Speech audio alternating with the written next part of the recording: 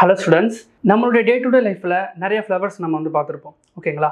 ஆனால் அந்த ஒவ்வொரு ஃப்ளவர்ஸ்லையுமே பெட்டல்ஸ் இருக்கும், இதழ்கள் வந்து இருக்கும். அந்த இதழ்கள் எல்லாமே ஒரு பர்டிகுலர் சீக்வன்ஸில் தான் வந்து இருக்கும். ஃபார் எக்ஸாம்பிள், இந்த ஃப்ளவர்ஸை பார்த்தீங்கன்னா 1 2 3 3 பெட்டல்ஸ் வந்து இருக்குது. இந்த இமேஜை பார்த்தீங்கன்னா 1 2 3 4 5 இதழ்கள் வந்து இருக்குது. இது மாதிரி ஒவ்வொரு இதழ்களுமே ஒரு பர்டிகுலர் சீக்வன்ஸ் வந்து காமிக்கும், ஒவ்வொரு மலர் இருக்கும். ஃபார் எக்ஸாம்பிள் 8 13 இது மாதிரி இதனுடைய இதழ்கள் வந்து போயிட்டே வந்து இருக்கும். இது எல்லாமே ஒரு பர்டிகுலர் சீக்வன்ஸ் வந்து ஃபாலோ பண்ணுது. என்னைக்காவது இது ஏன் எப்படின்னு யோசிச்சிருக்கீங்களா? இதுக்கு பின்னாடி ஒரு பெரிய மேத்தமெட்டிக்கல் பிரின்சிபிளே வந்து இருக்குது. அது என்னன்னு தான் இன்றைக்கி நம்ம வந்து பார்க்க போகிறோம். So welcome to ask me voice section by Pamba smart learning. ஓகேங்களா? இன்றைக்கி பார்ப்போம். இந்த ஃப்ளவர்ஸோடைய பெடல்ஸ் எல்லாமே ஒரு பர்டிகுலர் சீக்வன்ஸில் தான் நம்ம வந்து வருதுன்ற மாதிரி சொல்லியிருந்த மாதிரி, அது வந்து க்ரோ ஆகுதுன்னு சொல்லியிருந்த மாதிரி. ஸோ அதோடைய சீரீஸோட பேர் தான் Fibonacci series or Fibonacci sequence. So and it start with 0 and 1 and இது ரெண்டுத்தையும் நம்ம ஆட் பண்ணோம்னா we get 1. இது ரெண்டுத்தையும் ஆட் பண்ணோம் அப்படின்னா 2. இப்போ 1 + 2 we get 3. 3 + 2 we get 5.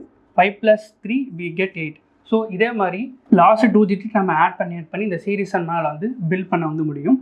5 + 8 we get 13. 13 + 8 we get 21 and 21 + 13 we get 34. 34 + 21 we get 55 and 55க்கு அப்புறம் என்ன நம்பர் வரும்ன்றது கீழே வந்து நீங்கள் வந்து கமெண்ட் பண்ணுங்கள், ஓகேங்களா? இப்போ இந்த கம்ப்ளீட் சீரீஸில் எந்த ஒரு 2 டிஜிட்டை நம்ம எடுத்து டிவைட் பண்ணாலும் we get the value closely to 1.618. For example 55 large number divided by small number. 55 divided by 34 நம்ம எடுத்து டிவைட் பண்ணோன்னா 1.618 க்ளோஸ்லி இந்த ரேஞ்சுக்குள்ளே வரும். இதுவே நீங்கள் அதிக நம்பரை எடுத்து ஹையஸ்ட் நம்பரை நீங்கள் எடுத்து டிவைட் பண்ணிங்கன்னா எக்ஸாக்டாக கிட்டத்தட்ட இந்த நம்பர் வந்து கிடைக்கும். ஸோ இந்த நம்பர் தான் நம்ம வந்து கோல்டன் ரேஷியோ வந்து சொல்லுவோம். ஸோ இந்த கோல்டன் ரேஷியோனா என்னன்றது இப்போ நம்ம வந்து பார்ப்போம். இப்போ இந்த ஃபிபனாச்சி சீக்வன்ஸில் ஒரு large number and small number இப்போ நம்ம வந்து எடுத்துக்கிறோம். 55 டிவைட் பை 34 பண்ணால் இது வந்து ஒரு அப்ராக்சிமேட்லி 1.618 வந்து வருது. இதுதான் நம்ம வந்து கோல்டன் ரேஷியோன்னு வந்து சொல்லுவோம். இப்போ ஒரு சர்க்கிள்லாம் நம்ம வந்து 360 டிகிரி இருக்கும், ரைட்? Okay, right. இப்போ இந்த 360 டிவைடட் பை இந்த 1.618 டிவைட் பண்ணோன்னா நமக்கு வந்து ஒரு வேல்யூ கிடைக்கும். அது வந்து 222.5. ஸோ இப்போ இந்த 222.5 தான் இந்த சர்க்கிளில் இங்கே வந்து இருக்கும்.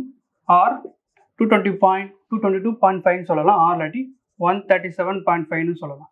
ஸோ இந்த 137.5ன்றதை நம்ம வந்து கோல்டன் ஆங்கிள் அப்படின்னு வந்து சொல்லுவோம்.